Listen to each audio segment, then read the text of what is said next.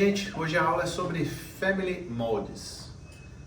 Cada pessoa, cada empresa tem um nome desse tipo de molde. Hoje a gente vai bater um papo sobre isso, o que é isso, né? Quais os benefícios e ônus e bônus, né? Quais são os bônus e os ônus, como tudo na vida. Isso pode ser chamado de molde conjugado, Family Mold. O que é esse termo? O que significa isso? Às vezes, alguns componentes, eles têm a peça principal e a contrapeça. Aliás, vários componentes são nessa linha. E uma peça monta na outra.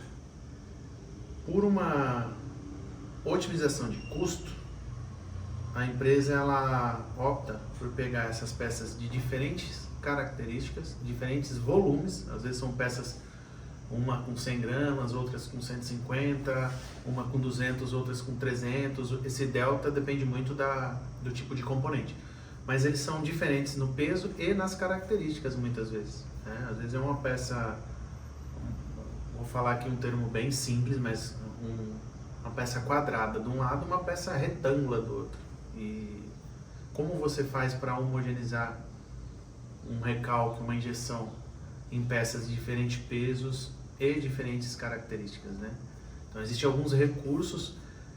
Tecnicamente, gente, é até legal trazer esse assunto em pauta, porque é um assunto bem técnico. Talvez tenha opiniões divergentes, isso é legal para a gente bater um papo. Os comentários estão aí para isso, para a gente poder trocar uma ideia. Tecnicamente não é recomendado. Por quê? As peças hoje em dia já são extremamente complexas, tá?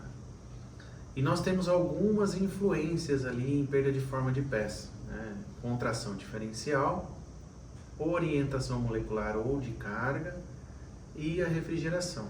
A gente consegue atuar bem na refrigeração, consegue atuar legal ali na orientação também, mas a contração diferencial, ela dá-se pelas diferenças espessuras da peça e o histórico de pressão na cavidade. O que isso quer dizer? A gente não consegue manter um recalque homogêneo dentro dessa cavidade, que era para minimizar ao máximo essas contrações diferenciais, o que gera tensão.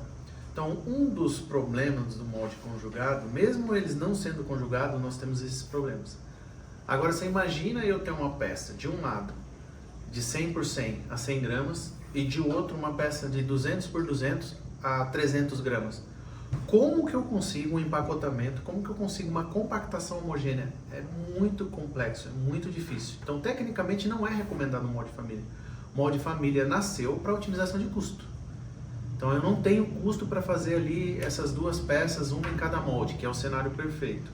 Eu preciso otimizar o custo, preciso colocar isso num único molde. Aí você tem que fazer todo um trabalho para tentar minimizar esses riscos, tá?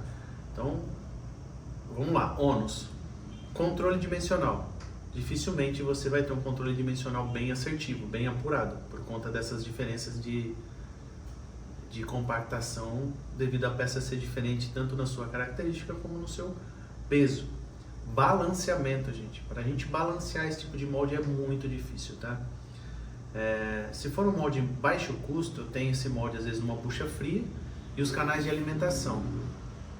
Então eu tenho a peça de maior volume, sendo obrigado a deixar um canal maior para que o fluxo passe ali com mais facilidade, então favoreça essa cavidade. Contrapartida, a peça menor com os canais reduzidos, restritos, o que acaba aumentando a pressão na cavidade, enfim. Para que esse processo seja estável, eu sou obrigado a fazer com que essas frentes de fluxo cheguem ao mesmo tempo, né, no final da cavidade ao mesmo tempo. Isso se chama balanceamento. Então esse é mais um ônus aí do molde família. É difícil você fazer esse balanceamento. Se for um molde de baixo custo, a gente tem que fazer todo esse trabalho. Se for um molde onde o cliente está disposto a fazer um investimento um pouco a mais, aí tem uma câmara quente valvulada sequencial. Então aí eu posso fazer esse controle, esse balanceamento pelo controle da abertura e fechamento da agulha. Então eu consigo fazer esse balanceamento por meios sequenciais, mas a maioria das vezes não tem esse recurso. Então esse balanceamento ele é mecânico. Então dá uma trabalheira danada, não é fácil. E mesmo assim, de novo, você não tem não garante que esse produto tenha um processo estável em relação a balanceamento e controle dimensional.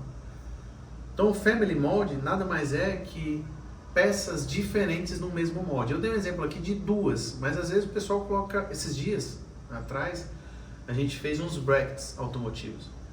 Eram 8 cavidades diferentes. Uma, mais uma, mais uma, mais uma, mais uma, mais uma, mais uma. A única vantagem desse estudo é que as massas eram bem parecidas. Trocava só ali uma espessura predominante de uma peça em relação à outra. Então isso ajudou muito. Então o Family Mold ele não pode estar atrelado só a 2 peças distintas. Pode ter 4 peças diferentes, 6, 8, né? Igual esse caso que eu acabei de contar que a gente fez há pouco tempo. Então, Family Mold é isso, gente. São peças de geometrias diferentes, de massas diferentes no mesmo molde. E aí o desafio é minimizar todos os riscos de processo. Eu preciso encontrar um balanceamento para que eu consiga manter um controle dimensional assertivo e apurado nessa peça. Eu tenho que fazer alguns trabalhos ali de otimização para que a minha janela de processo seja a mais confortável possível. Vocês recomendam? Cara, não, no cenário ideal não. Cada molde tendo a sua cavidade fica muito mais fácil para a gente ter repetibilidade de processo.